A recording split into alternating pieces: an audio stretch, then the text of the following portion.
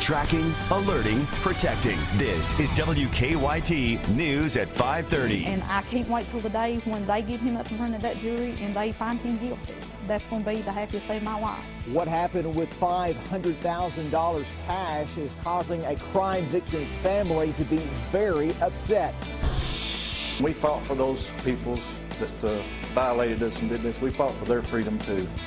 It should have been a day of celebration. Why a group in southern Kentucky spent Veterans Day cleaning up a big mess and why they're searching for justice. And the search for a new superintendent started today. We'll tell you what's next in the search. WKYT News at 5:30 starts now. Good evening to you. A southern Kentucky man charged with murder in a high-profile case is out of jail tonight. Patrick Baker is one of 5 people accused in the murder of Donald Mills. Police say that back in May, Baker and Christopher Wagner showed up at Mills' home pretending to be police officers. Mills was shot to death during the home invasion. Yesterday, Baker bonded out of Knox County Detention Center, and as Phil Pendleton tells us, the victim's sister is concerned he's back on the streets. Phil has our top story at 5:30.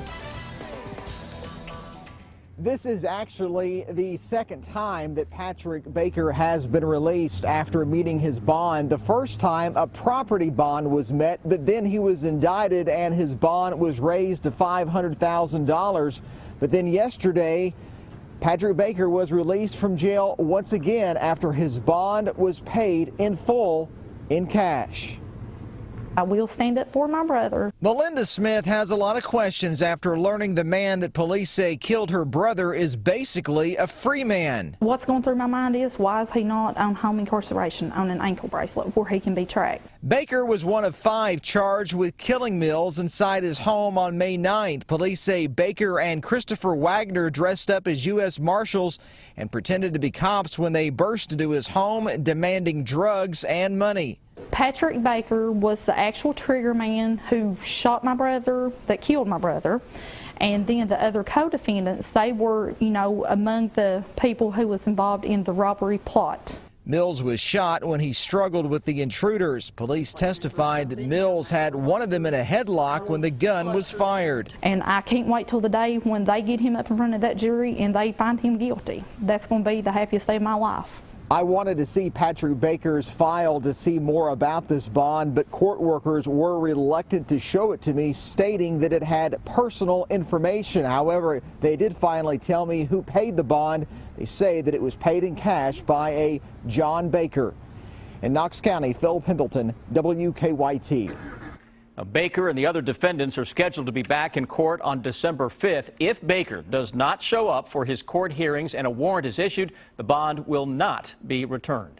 2 inmates who escaped from a southern Kentucky jail are back behind bars tonight. Jordan Luttrell and Thomas Wilson escaped from the Adair County Jail yesterday. Police say the men just walked out the front door. It took nearly an hour before the jail staff noticed they were missing.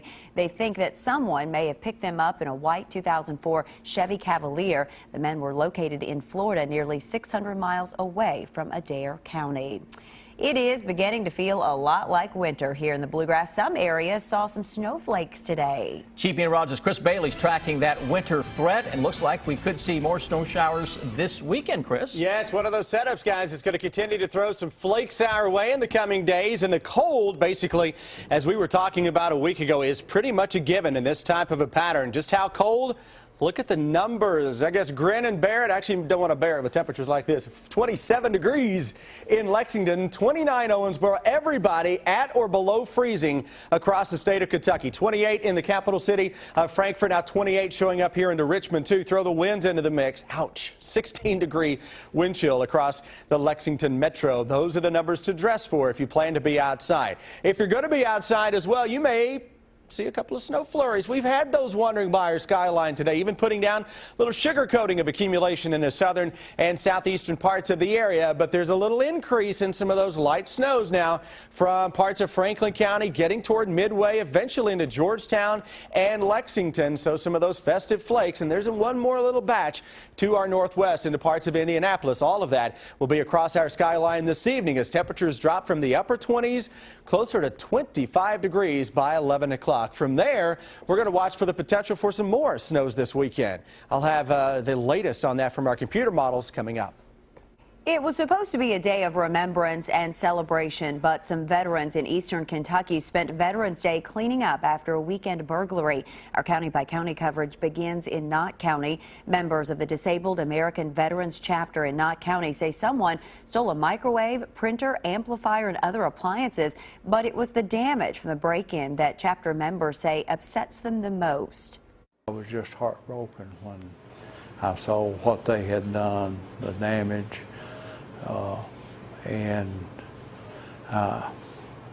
Probably shouldn't have been, but I was so angry. We fought for those peoples that violated us and did this. We fought for their freedom too.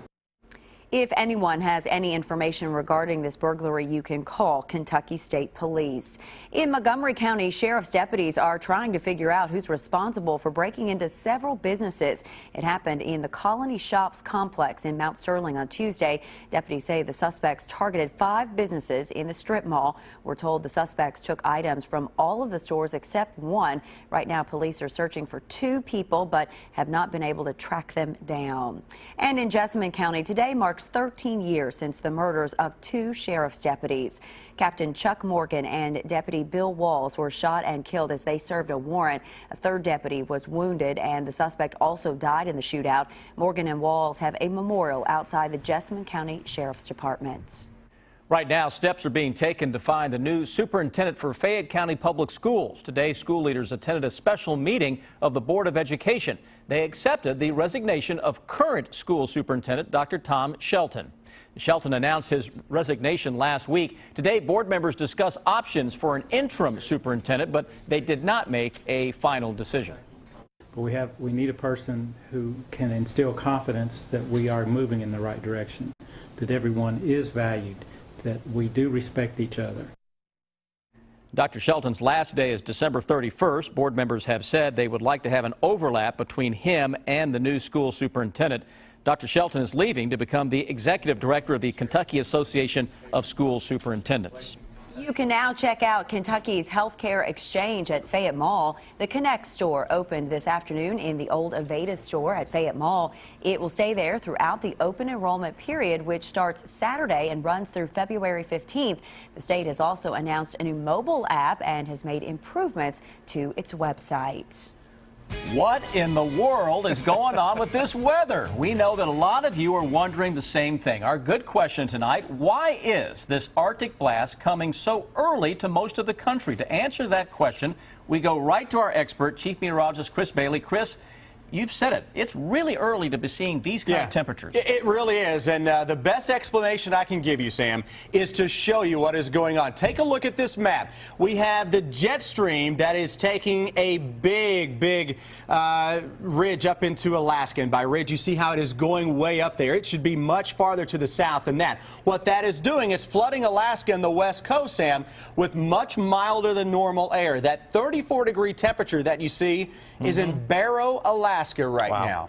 Barrow, Alaska is 34 degrees. Now, what goes up with the jet stream must eventually come down. So that jet stream is taking a big dip. That is allowing the Arctic Circle to basically open up, flood Canada, flood the United States with cold temperatures straight off the North Pole. It's 27 degrees right now in Lexington, yet it's 34 degrees in Barrow, Alaska. So is this coming all the way from Siberia? It really is, and this is one of the buildups, one of the things you get with an early season buildup of snow cover across Russia, Asia, and the Arctic Circle. We had a very strong buildup of snow cover in the month of October, and a lot of times, Sam, that is a precursor to a much colder than winter than normal across the eastern part of the country. And that winter weather forecast for me will come out 1 week from tonight. But by then, we may have another round of snow on the ground and even colder weather. Miami and L.A. about the only places left out of this whole thing. Yeah, amazing. Yeah, if you can book a flight to Miami, go ahead and do it to it, buddy. Okay. Thank you, Chris. Amber? All right, guys, thanks. Country fans, listen up. Some big names are headed to the Bluegrass next month. We'll tell you who is coming and where you can catch all the performances. I'm Bill Bryant. Mitch McConnell gets the position that he learned about as a young man 50 years ago. And Crit Llewellyn now a heartbeat away from the state's most powerful job. She became lieutenant governor a few minutes ago. The bottom line is ahead. She's out there somewhere. I think there's a reason why she can't come home. A Bath County family is still searching for answers nearly 2 months after their daughter goes missing. Coming up at 6, you're going to hear from the mother about why she is still holding out hope.